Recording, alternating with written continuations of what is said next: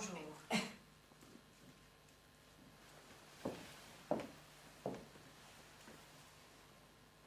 Bonjour. Et merci. Merci d'être venu.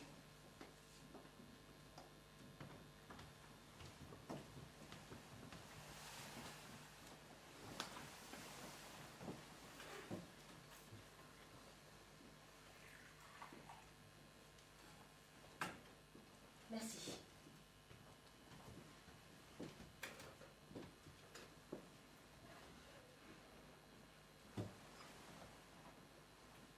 Assieds-toi.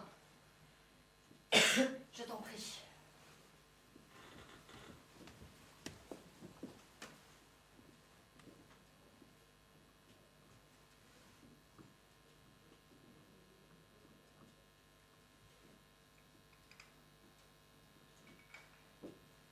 Il n'y a que la première parole qui coûte. Et je me suis préparée, depuis déjà 2 jours, à être tout à fait claire et véridique. J'espère que j'y réussirai. Peut-être ne comprenez-vous pas encore pourquoi je veux vous raconter tout cela, à vous, qui m'êtes étrangers. Mais il ne se passe pas une journée, à peine 1 heure, sans que je pense à cet événement. Et vous pouvez me croire si je vous dis qu'il est intolérable de rester le regard fixé sa vie durant sur un seul point de son existence, sur un seul jour. Oui, car tout ce que je vais vous raconter occupe une période de seulement 24 heures. Et je me suis moi-même souvent dit, jusqu'au délire, quelle importance si on a eu un moment de folie, un seul. Mais on ne peut pas se débarrasser de ce que nous appelons d'une expression très incertaine, la conscience. Alors j'ai pensé que peut-être cette façon absurde de me tourner vers le passé prendrait fin si je pouvais me décider à parler librement devant quelqu'un de ce jour unique de ma vie. Vous avez accepté ma proposition sans hésiter. Je vous en remercie.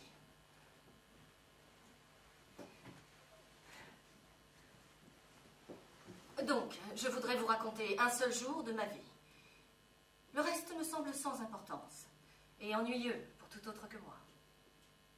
Jusqu'à mes 42 ans, il ne m'arriva rien que de tout à fait ordinaire. Mes parents étaient de riches landlords en Écosse. Nous possédions de grandes fermes et de grandes fabriques, et nous vivions à la manière de la noblesse de notre pays, la plus grande partie de l'année dans nos terres, et à Londres pendant la saison. À 18 ans, je fis dans une société la connaissance de mon mari. C'était le second fils de la notoire famille des Wright,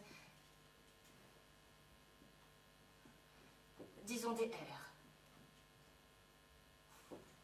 Il avait servi dans l'armée des Indes pendant 10 ans. Nous nous mariâmes sans tarder et nous menions la vie sans souci de notre classe sociale. Jamais l'ombre la plus légère n'a troublé notre mariage. Les 2 fils qui nous naquirent sont aujourd'hui des hommes faits.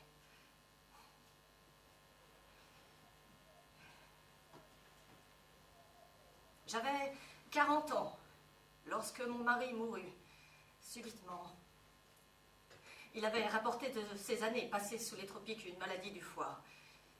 Je le perdis au bout de 2 atroces semaines. Mon fils aîné avait déjà commencé sa carrière. Le plus jeune était au collège aussi. Du jour au lendemain, j'étais devenue complètement seule. Et cette solitude était pour moi, habituée à une communauté affectueuse, à un tourment terrible. Il me paraissait impossible de rester un jour de plus dans la maison déserte, dont chaque objet me rappelait la perte tragique de mon mari bien-aimé. Aussi, je résolus de voyager beaucoup pendant les années à venir, tant que mes fils ne seraient pas mariés. Ils n'avaient pas besoin de moi. Et je craignais de troubler leur jeunesse par mon humeur sombre et ma mélancolie.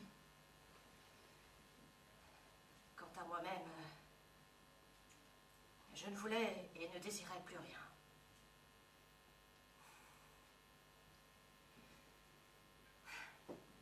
J'allais d'abord à Paris, parcourant dans mon désœuvrement les magasins et les musées.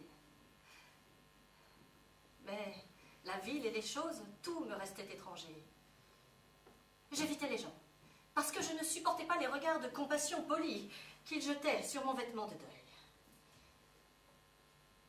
Il me serait impossible de raconter aujourd'hui comment passèrent ces mois de vagabondage, mornes et sans éclaircie. Je sais seulement que me hantait toujours le désir de mourir. Mais la force me manquait pour précipiter moi-même cette fin douloureusement désirée.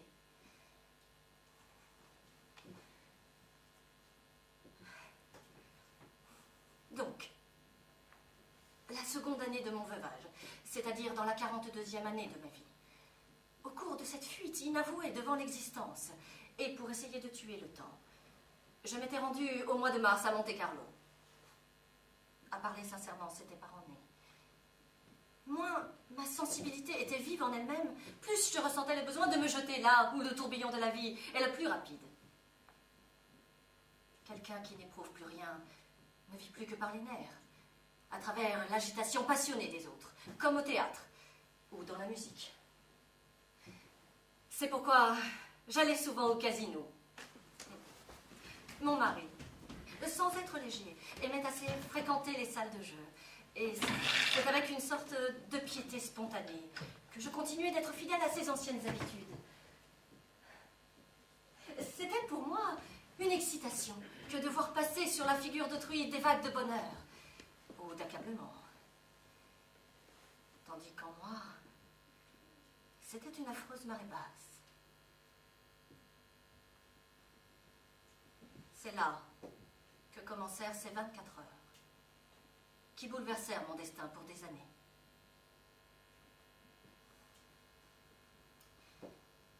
À midi, j'avais déjeuné avec la duchesse de M, une parente de ma famille. Le soir, après le dîner, je ne me sentis pas encore assez lasse pour aller me coucher, alors j'entrai dans la salle de jeu, flânant d'une table à l'autre, sans jouer moi-même, et regardant d'une façon spéciale les partenaires rassemblés là par le hasard. Je dis d'une façon spéciale, car un jour que, fatiguée de regarder, je me plaignais de m'ennuyer à dévisager d'un air badaud toujours les mêmes figures. Mon mari, dont la chiromancie, l'interprétation des lignes de la main était la passion particulière, m'indiqua une façon toute spéciale de regarder, effectivement beaucoup plus intéressante. Elle consistait à ne regarder jamais un visage, mais uniquement le rectangle de la table. Et à cet endroit, seulement les mains des joueurs, rien que leurs mouvements propres. Les mains, toutes ces mains, claires, agitées, ou en attente autour de la table verte. Toutes ont l'air d'être aux aguets, chacune ressemblant à un fauve prêt à bondir, mais chacune ayant sa forme et sa couleur. Les unes nues, les autres armées de bagues et de chaînes cliquetantes, les unes poilues comme des bêtes sauvages, et les autres flexibles, luisantes comme des anguilles, mais toutes nerveuses, vibrantes d'une immense impatience. Elles révèlent tout, par leur façon d'attendre, de saisir et de s'arrêter. Donc, ce soir-là, après être passé devant 2 tables, plus qu'encombrées,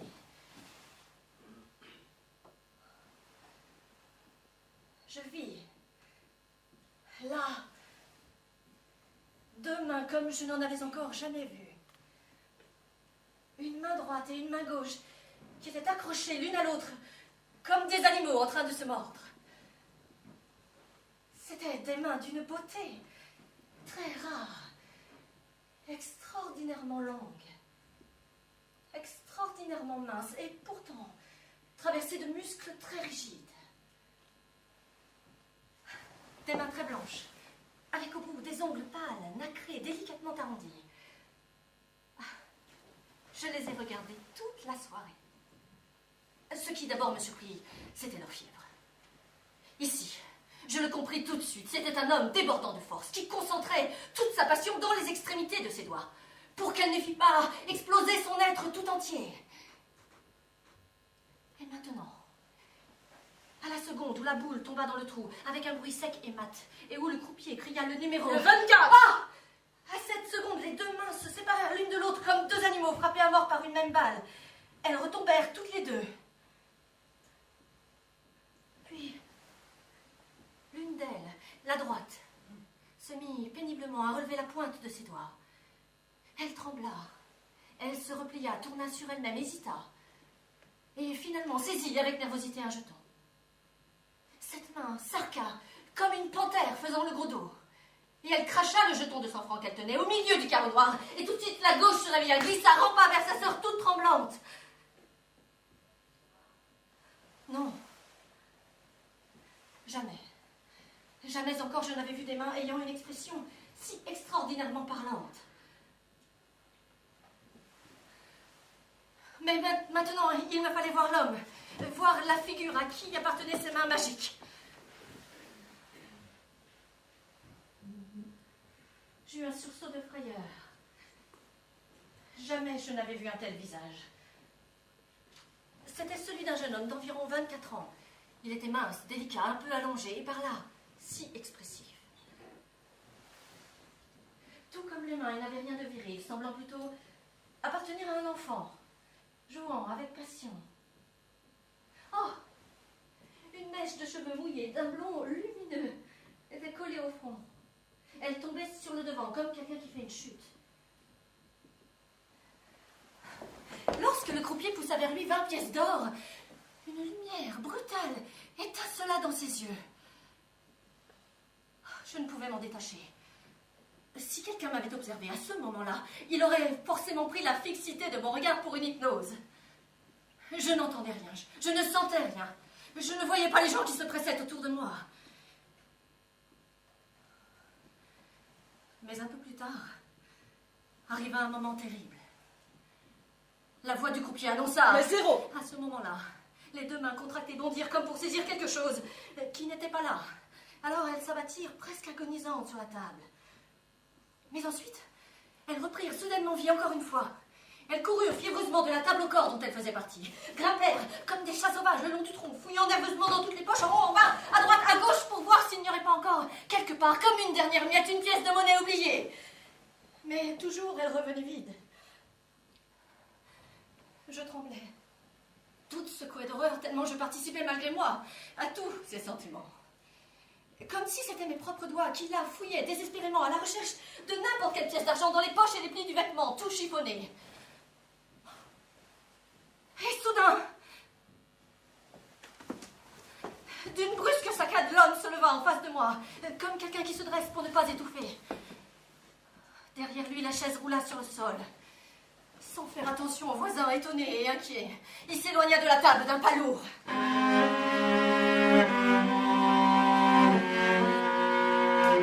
Je compris aussitôt où allait cet homme. À la mort. Quelqu'un qui se lève de cette façon ne retourne certainement pas dans un hôtel, dans un cabaret, mais il se précipite tout droit dans le néant. Ce fut plus fort que moi, quelque chose m'entraîna. Sans que je l'ai voulu, mon pied se mit en mouvement. Ce n'était pas moi qui agissais. Je courus vers le vestibule pour sortir. Il était au vestiaire. L'employé lui avait apporté son pardessus. Mais ses bras ne lui obéissaient plus. Aussi, le préposé, très empressé, l'aida comme un infirme à passer péniblement les manches. Je le vis porter machinalement les doigts à la poche du gilet pour donner un pourboire. Mais après l'avoir tâté jusqu'au fond, ils en sortirent vite. Alors, soudain, il parut se souvenir de tout. Il balbutia quelques mots embarrassés à l'employé, puis, comme un homme ivre, il descendit en trébuchant les marches du casino.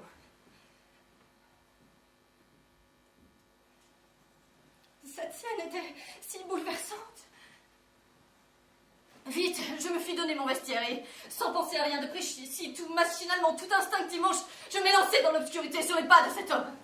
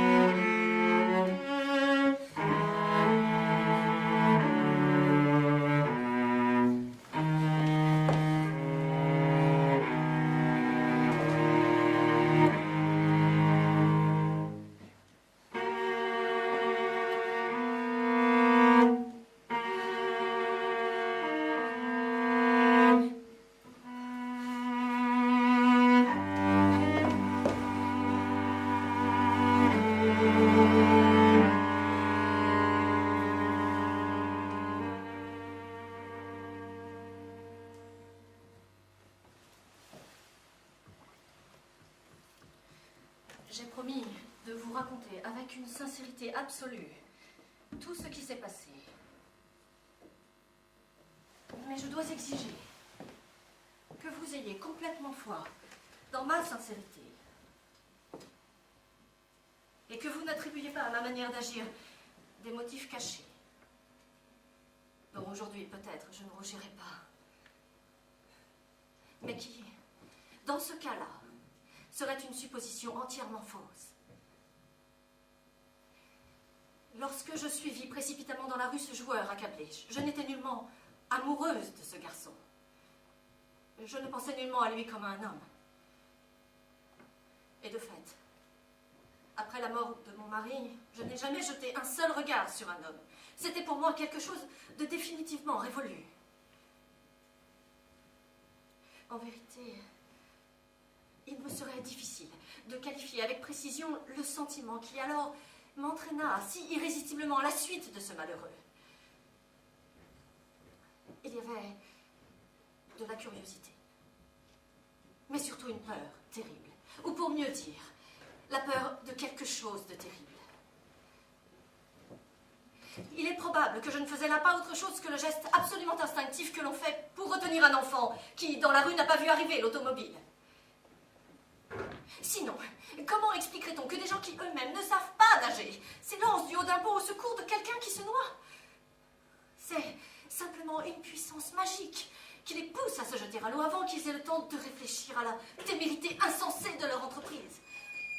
C'est exactement ainsi, sans aucune pensée, sans réflexion et tout inconsciemment, qu'alors j'ai suivi ce malheureux de la salle de jeu jusque sur la terrasse.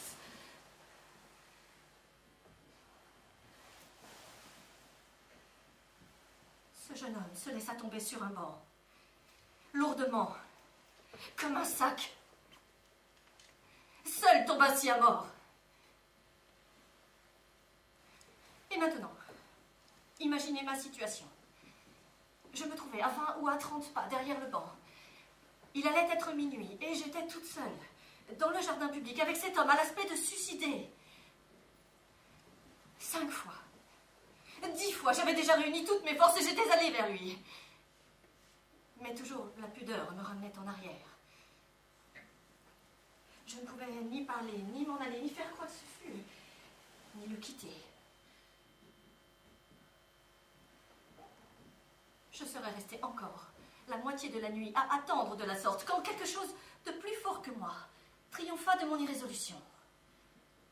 En effet, il se mit à pleuvoir. Une goutte de pluie claqua sur le sol et aussitôt un déluge massif s'abattit. Et sans réfléchir, je me réfugiai sous l'auvent d'un kiosque.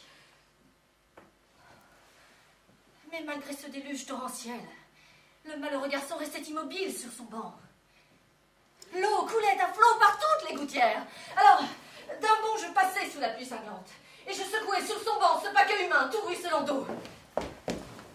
Venez. Je le saisis par le bras. Il me regarda fixement. Mais il ne comprenait pas. Mais venez! Je tirai encore la manche toute mouillée, presque en colère cette fois. Alors il se leva lentement, mais sans volonté et chancelant.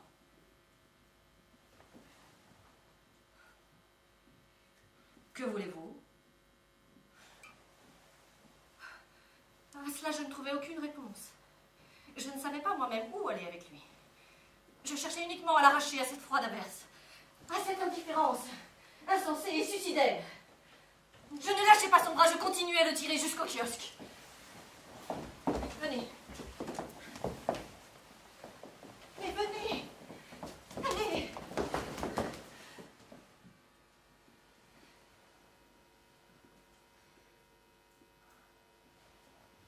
Ainsi, nous étions là, tous deux, l'un à côté de l'autre, dans ce petit espace.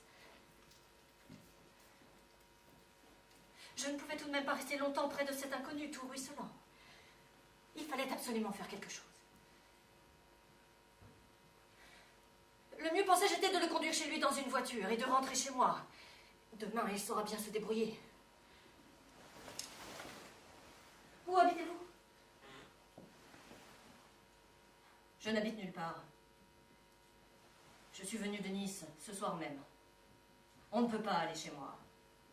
Eh bien, on prendra une chambre dans un hôtel. Vous ne pouvez pas rester ici. Il faut maintenant que vous vous mettiez à l'abri quelque part. Non, je n'ai pas besoin de chambre. Je n'ai plus besoin de rien. Ne te donne aucune peine. Tu es mal tombé. Il n'y a rien à tirer de moi, je n'ai pas d'argent.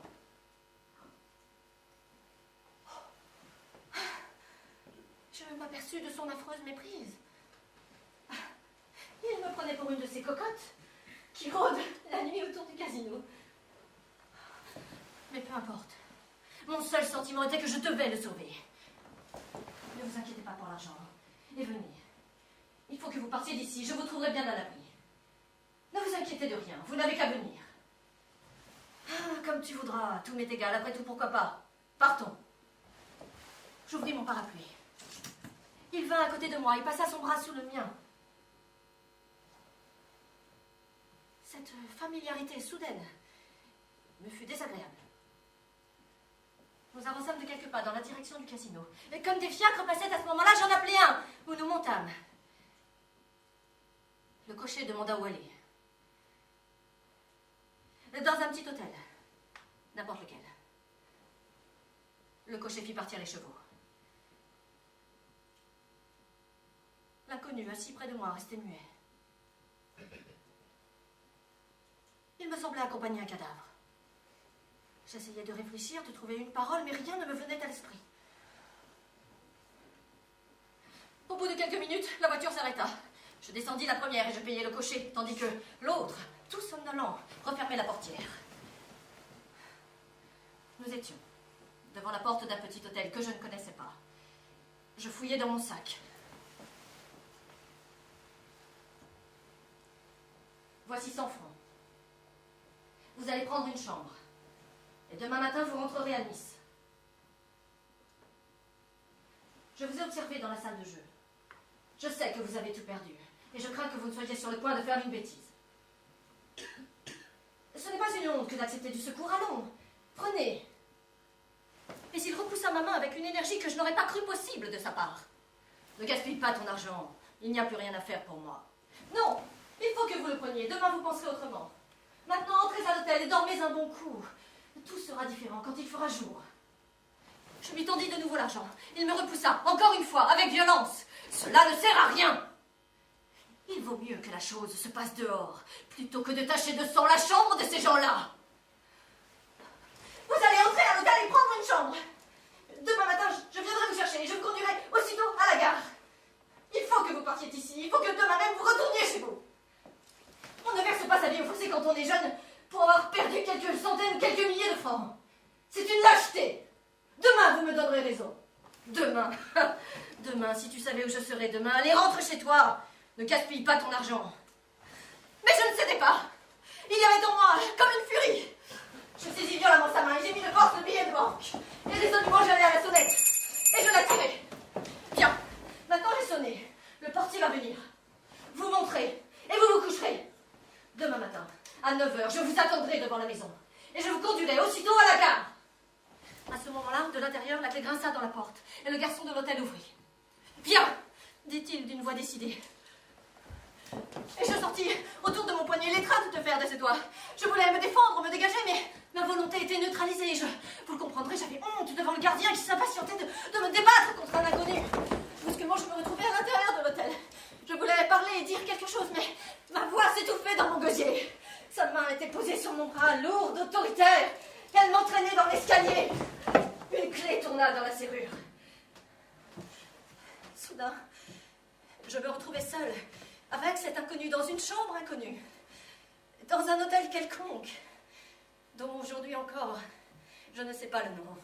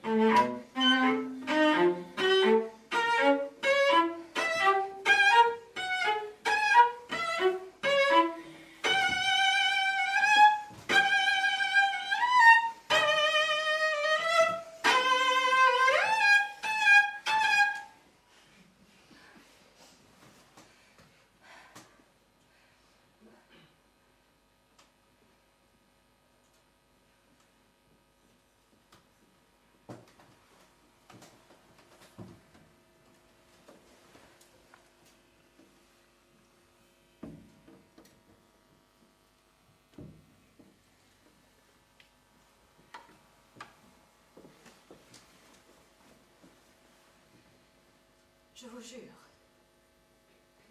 sur tout ce qui m'est sacré, sur mon honneur et sur la tête de mes enfants, que jusqu'à cette seconde-là, pas la moindre pensée d'une union avec cet inconnu ne m'était venue à l'esprit.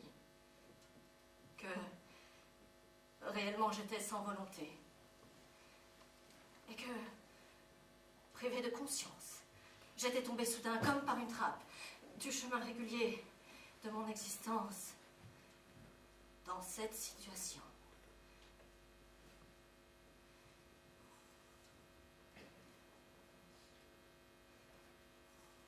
Je me suis juré d'être véridique envers vous.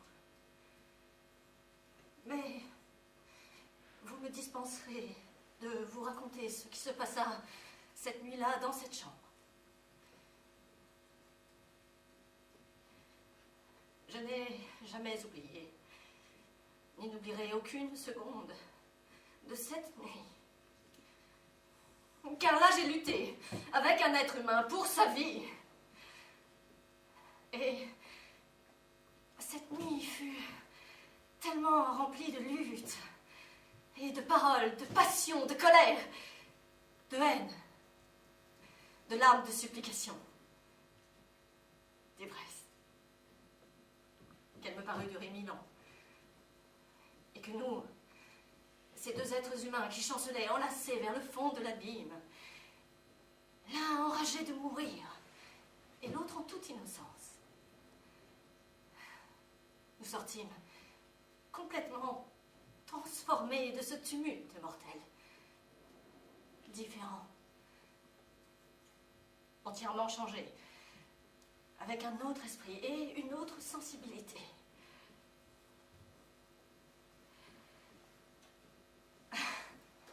Je dois pourtant vous dire un mot de la minute inouïe que fut mon réveil le lendemain matin. Je m'éveillai d'un sommeil de plomb, d'une noire profondeur comme je n'en connus jamais. Il me fallut longtemps pour ouvrir les yeux. Et la première chose que je vis fut au-dessus de moi le plafond d'une chambre inconnue. Et en tâtonnant encore un peu plus, un endroit ignoré de moi. Affreux. Je me redressai pour reprendre mes esprits. Et là, je vis près de moi un homme inconnu, demi-nu, dormant dans le large lit. Un parfait étranger. Soudain, je fus saisie d'une crainte. La crainte sauvage que cet étranger, dont je ne connaissais même pas le nom, ne se réveilla et ne m'adressa la parole. Et aussitôt je sus qu'il n'y avait pour moi qu'une seule ressource, m'habiller, m'enfuir avant son réveil, me sauver à temps pour retrouver de n'importe quelle manière ma véritable vie, pour rentrer dans mon hôtel et aussitôt, par le premier train, quitter cet endroit maudit. quitter ce pays, pour ne plus jamais rencontrer cet homme, ne plus voir ses yeux, n'avoir pas de témoins, d'accusateurs et de complices. Alors, très prudemment, avec les mouvements furtifs d'un voleur, je sortis du lit et je saisis à tâtons mes vêtements, en avançant pouce par pouce, pour ne surtout pas faire de bruit.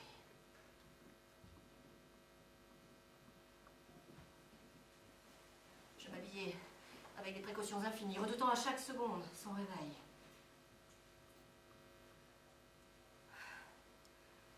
Et bientôt j'étais prête. J'avais réussi. Seul mon chapeau était resté par terre de l'autre côté au pied du lit.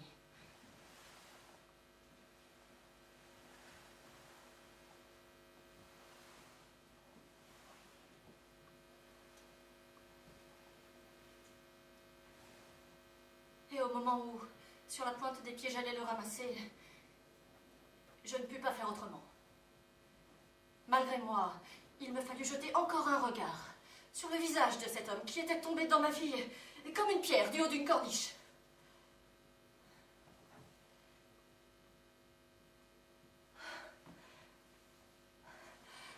Ses traits, tendus, crispés par la passion, étaient comme effacés. L'individu étendu là avait une autre figure, enfantine, celle d'un petit garçon, et qui rayonnait, pour ainsi dire, de pureté et de sérénité. Je me réjouissais, j'étais fière, à la pensée que ce jeune homme délicat et beau, qui était couché ici calme et serein comme une fleur, aurait été trouvé sans mon dévouement, quelque part contre un rocher, sanglant, le visage fracassé, sans vie. Je l'avais sauvé. Il était sauvé. Mais soudain, le dormeur ouvrit les yeux. Son regard fit le tour de cette chambre inconnue, puis il s'arrêta sur moi avec stupéfaction. Mais avant même qu'il pût parler, il faut que je m'en aille. Vous, restez ici et habillez-vous. À midi, je vous verrai à l'entrée du casino. Là, je m'occuperai de tout le nécessaire. Et je m'enfuis pour ne plus voir cette chambre. Et je courus sans me retourner hors de cette maison. Je courus à mon hôtel par les rues emplies de la clarté matinale, l'orage ayant chassé du ciel au-dessus d'elle toute lourdeur. J'arrivai à mon hôtel. Le regard du portier, exprimant l'étonnement de me voir rentrer chez moi seulement à 9h du matin, glissa sur moi. Arrivé dans ma chambre, je changeai rapidement de vêtements. Je quittai, sans m'en rendre compte, mon vêtement de deuil pour en prendre un plus clair. J'allai à la banque chercher de l'argent. Je me rendis en hâte à la gare pour me renseigner sur le départ des trains, avec une décision qui m'étonnait moi-même. Il ne me restait plus qu'à assurer le retour dans son pays et le sauvetage définitif de cet homme que le destin m'avait confié. À vrai dire, il me fallait de l'énergie pour l'aborder maintenant. Car la veille, tout s'était passé dans l'obscurité, dans un tourbillon. Comme quand deux pierres entraînées par un torrent se heurtent soudain. Nous nous connaissions à peine de vue. Et je n'étais même pas certaine que cet étranger pût encore me reconnaître. La veille, ça avait été un hasard. Une ivresse. La folie démoniaque de deux êtres égarés.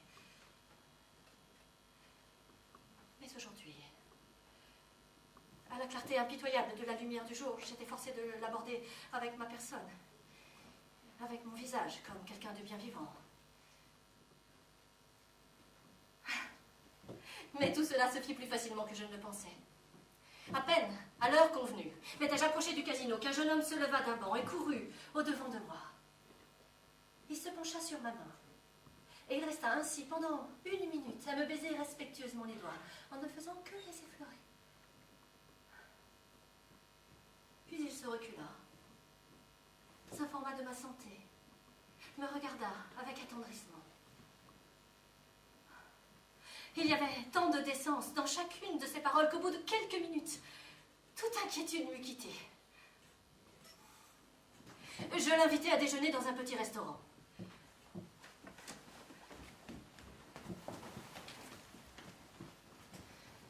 Là, le jeune inconnu me raconta l'histoire de sa tragique aventure. Il descendait d'une famille de vieille noblesse de la Pologne autrichienne. Il se destinait à la carrière diplomatique. Il avait fait ses études à Vienne et 1 mois auparavant, il avait passé le premier de ses examens avec un succès extraordinaire. Pour fêter ce jour-là, et en guise de récompense, son oncle, un officier supérieur de l'état-major, chez qui il habitait, l'avait emmené au prater en fiacre. Et ils étaient allés ensemble au champ de course. L'oncle fut heureux au jeu. Il gagna 3 fois de suite. Alors, lestés d'un gros paquet de billets de banque ainsi acquis, ils allèrent ensuite dîner dans un élégant restaurant. Le lendemain, pour son succès à l'examen, le futur diplomate reçut de son père une somme d'argent égale à la mensualité qu'on lui faisait. 2 jours plus tôt, cette somme lui aurait semblé énorme.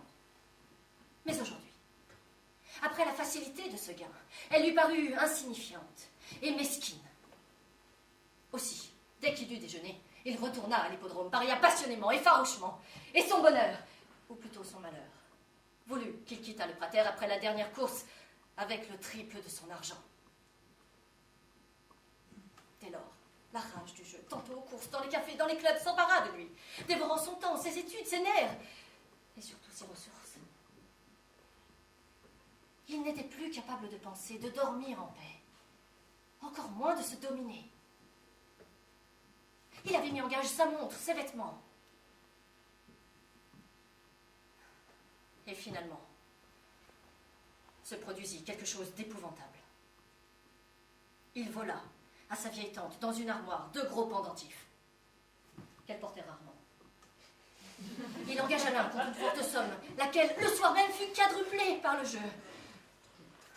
Mais au lieu de se retirer, il risqua le tout, et il perdit. Au moment de son départ en voyage, le vol n'était pas encore découvert. Aussi engagea-t-il le second pendentif.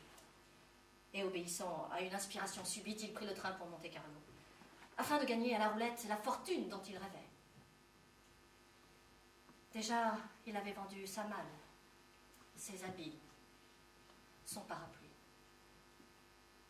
Il ne lui restait plus rien que son revolver, avec 4 balles. Et une petite croix ornée de pierres précieuses que lui avait donnée sa marraine, la princesse de X, dont il ne voulait pas se séparer. Mais l'après-midi, il avait vendu cette croix pour 50 francs, uniquement afin de pouvoir le soir même essayer de goûter une dernière fois à la joie frémissante du jeu, à la vie ou à la mort. J'écoutais, ému, fasciné. À aucun instant, je ne songeais à m'indigner en pensant que cet homme qui se trouvait là à ma table était après tout un voleur. Cependant, quelque chose d'autre m'effrayait dans cette confession. C'était l'éclat fiévreux qui passait dans ses yeux lorsqu'il évoquait sa passion du jeu. En parler suffisait à l'exciter. Aussi, je considérais comme mon devoir absolu de persuader amicalement mon protégé improvisé de quitter aussitôt Monte-Carlo, où la tentation était trop dangereuse. Il fallait que le jour même il partît retrouver sa famille, avant que la disparition des pendentifs ne fût remarquée, et son avenir ruiné pour toujours. Je lui promis de l'argent pour le voyage, et pour dégager la parure. Mais seulement, à la condition qu'il prît le train le jour même, et qu'il me jura, sur son honneur, qu'il ne toucherait plus une carte, ni ne participerait plus à aucun jeu de hasard. Et soudain, il allongea ses 2 mains au-dessus de la table pour saisir les miennes, avec un geste, pour moi, inoubliable, comme d'adoration et de promesse sacrée. Dans ses yeux clairs, il y avait des larmes. Je ne résistais pas à ce regard.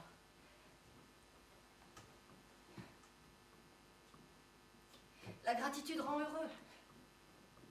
La délicatesse fait du bien. Et pour moi, personne froide et mesurée, une telle exaltation était quelque chose de nouveau, de bienfaisant et de délicieux.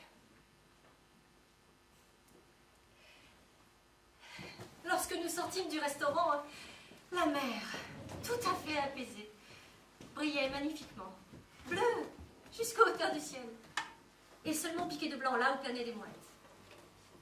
Vous connaissez le paysage de la Riviera, n'est-ce pas? Il provoque toujours une impression de beauté. Ah! Prenons une voiture et faisons le tour de la corniche. Il acquiesça, enthousiaste. Ai-je jamais été plus heureuse dans ma vie qu'à cette heure-là? Je ne sais pas. Assis près de moi dans la voiture, le jeune homme semblait rajeuni et allégé de plusieurs années. Il paraissait redevenu tout gamin, un bel enfant joueur. Si la côte était trop raide et si le cheval avait du mal à traîner la voiture, il sautait lestement pour pousser derrière. Si je citais un nom de fleur, si j'en indiquais une le long du chemin, il courait l'accueillir. Lorsque, sur la hauteur, nous traversâmes un tout petit hameau, il tira poliment son chapeau d'un geste subit. Je fus étonnée. Qui saluait-il là, lui, un étranger, parmi des étrangers? Il me dit, presque en s'excusant, que nous étions passés devant l'église et que chez lui, en Pologne, comme dans tous les pays strictement catholiques, on avait l'habitude de se découvrir devant chaque église et devant chaque sanctuaire. Ce beau respect devant les choses de la religion m'émut profondément. Je lui demandai s'il était croyant, et il m'avoua modestement qu'il espérait sa part de salut. « Arrêtez !» criai-je au cocher, et je descendis vite de la voiture. Il me suivit, surpris. Je retournai vers l'église, la porte était ouverte. Nous entrâmes. Il ôta son chapeau, plongea la main dans le bénitier purificateur, se signa et ploya le genou. Répétez après moi. Répétez après moi, je jure. Je jure. Je jure. Que je ne prendrai jamais plus part. Que je ne prendrai jamais plus part. À aucun jeu de hasard. À aucun jeu de hasard. De quelque nature qu'il soit. De quelque nature qu'il soit. Et que je n'exposerai plus ma vie. Et que je n'exposerai plus ma vie. Et mon honneur à cette passion. Et mon honneur à cette passion.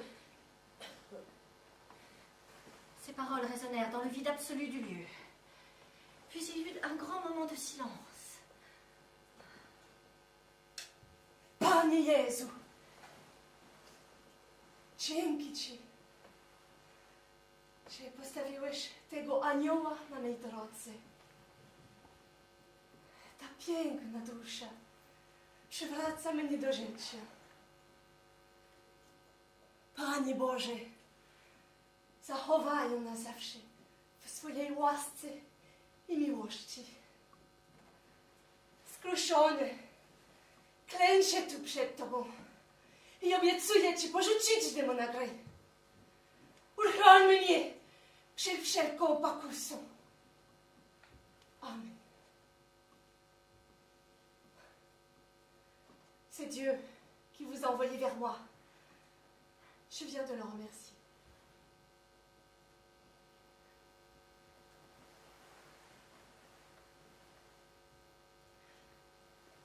Je ne savais que dire.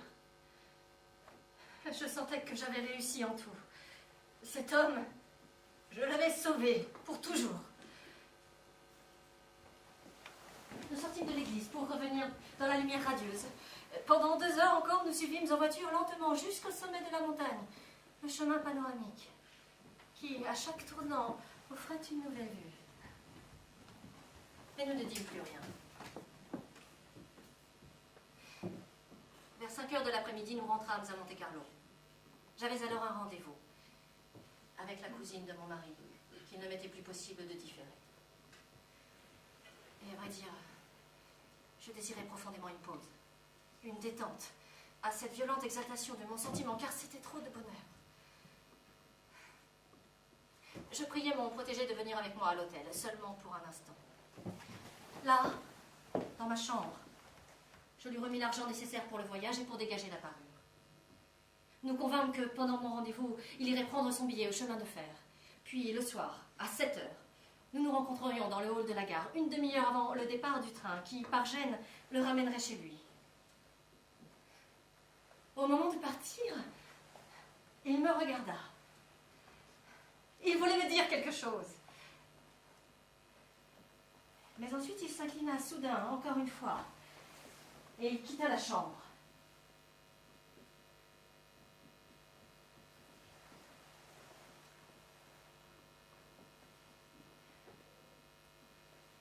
Je vous ai promis d'être entièrement sincère.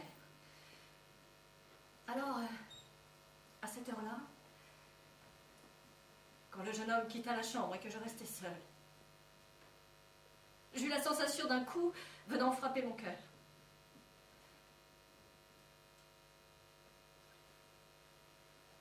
Si cet homme m'avait alors saisi, s'il m'avait demandé de le suivre, je serais allée avec lui, jusqu'au bout du monde. J'aurais déshonoré mon nom et celui de mes enfants. Je lui aurais sacrifié ma fortune et mon honneur.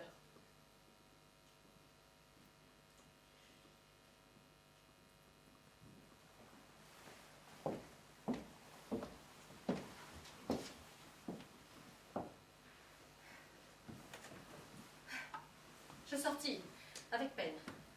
Je me rendis enfin à l'autre hôtel auprès de cette cousine. L'idée de ce rendez-vous m'était désagréable. Je chancelais.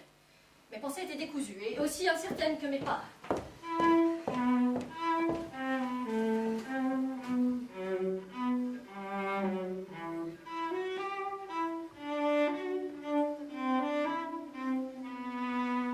Là-bas, je restais assise. J'éprouvais un sentiment d'effroi chaque fois que par hasard je levais les yeux et que je rencontrais tous ces visages inexpressifs. Cette société était si terriblement dépourvue de filles. Il me semblait être au milieu de personnes mortes.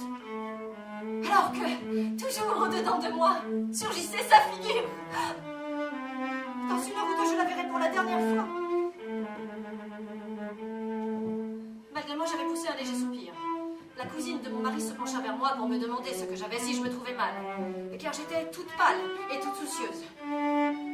Je profitais de l'occasion pour déclarer qu'effectivement je souffrais d'une migraine et je demandais la permission de me retirer. Je rentrais en toute hâte à mon hôtel. J'allais et venais dans ma chambre. De nouveau, le désir d'être auprès de cet homme m'étreignit avec fureur. Subitement, je me compris. Faire tout pour ne pas le quitter.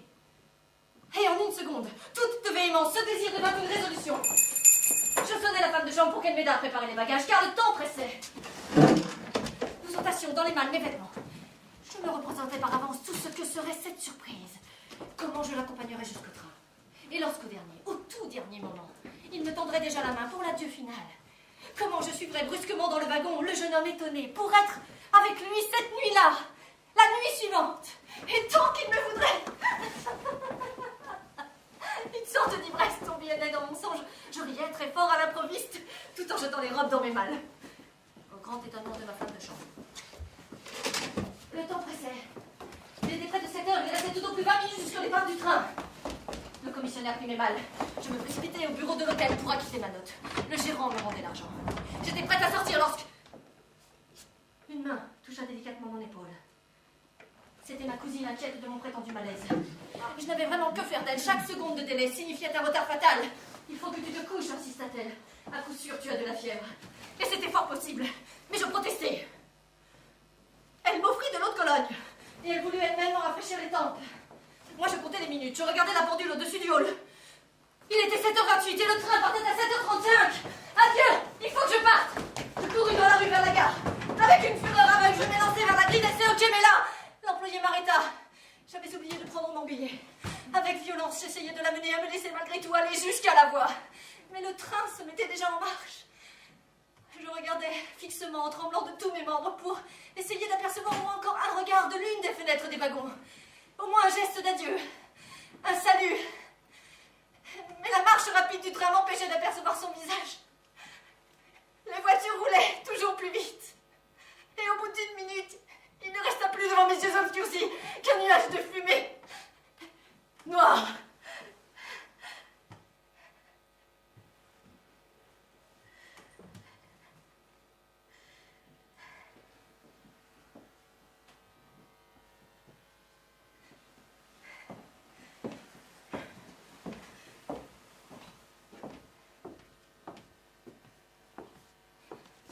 Je restais là, comme pétrifiée.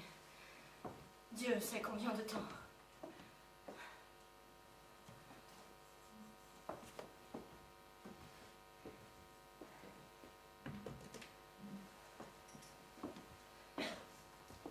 fille ensuite ne pouvait qu'être absurde. J'ai presque honte de le raconter.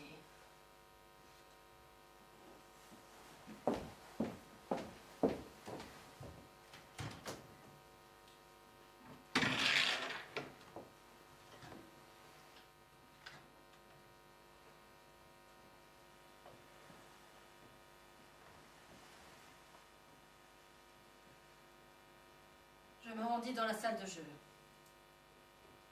pour chercher la table où avait été sa place. Et je traversai la salle.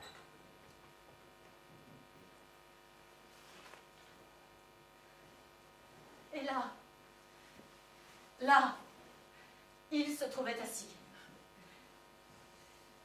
Lui-même, en personne. Lui, exactement lui. Blême comme un spectre, mais lui, indéniablement lui. Je ne rêvais pas. C'était bien lui. Il n'était pas parti comme il me l'avait juré.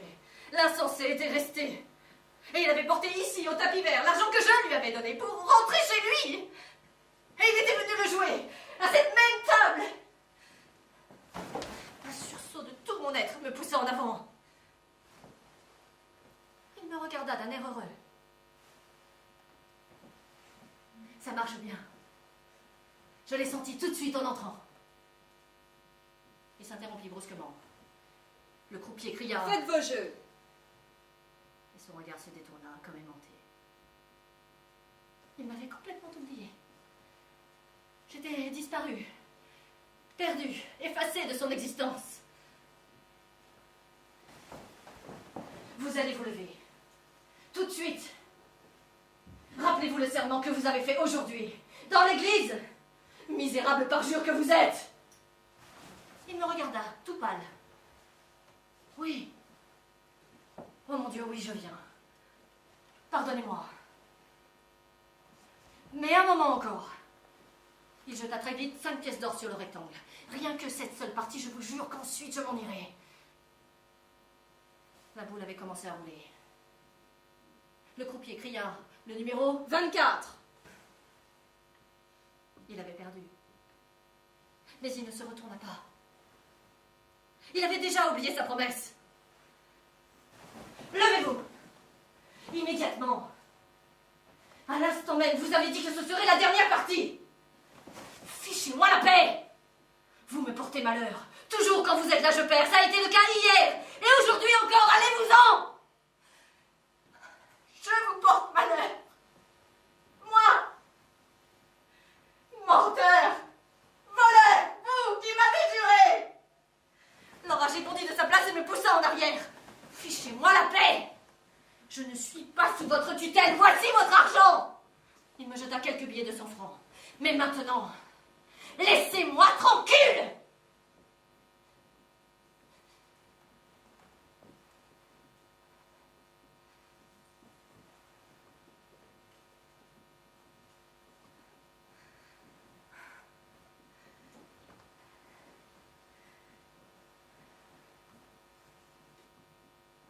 Tout le monde regardait, chuchotait, insinuait des choses, riait. Il me semblait que l'on m'arrachait mes vêtements et que j'étais là, toute nue, devant ces gens pleins de curiosité. Humiliée, couverte de honte. J'étais là, exposée, comme une prostituée à qui l'on vient de donner de l'argent.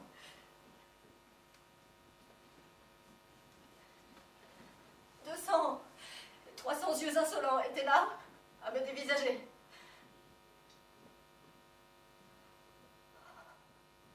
Et, en m'écartant, je rencontrais 2 yeux que la surprise rendait presque tranchants.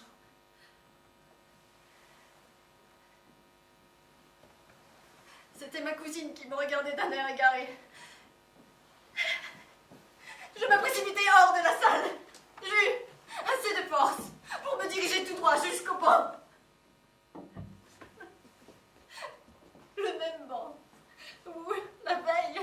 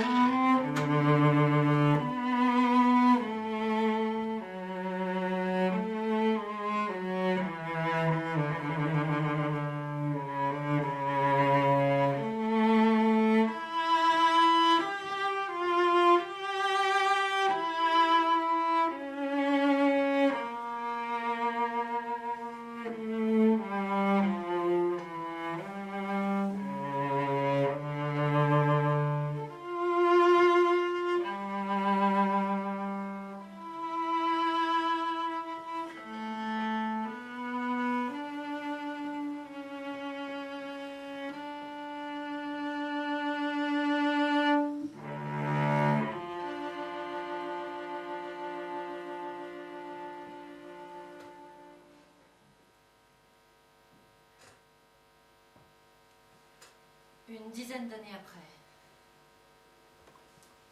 je rencontrais un jour en société l'attaché de la légation d'Autriche, un jeune Polonais. À une question que je lui posais sur sa famille, il me répondit qu'un fils de l'un de ses cousins s'était suicidé. Précisément 10 ans auparavant, à Monte-Carlo.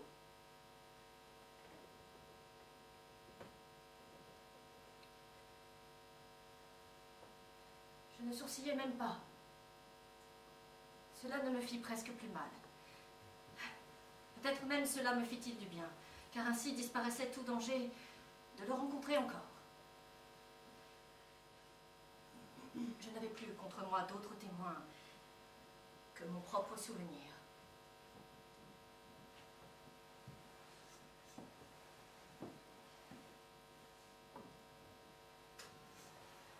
Depuis, je suis devenue plus paisible.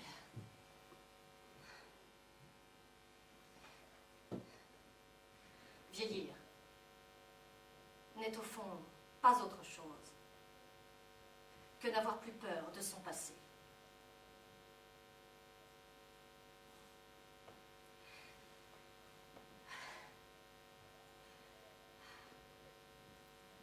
Cela m'a fait du bien d'avoir pu tout vous raconter. Je suis maintenant soulagée, presque joyeuse. Je vous en remercie.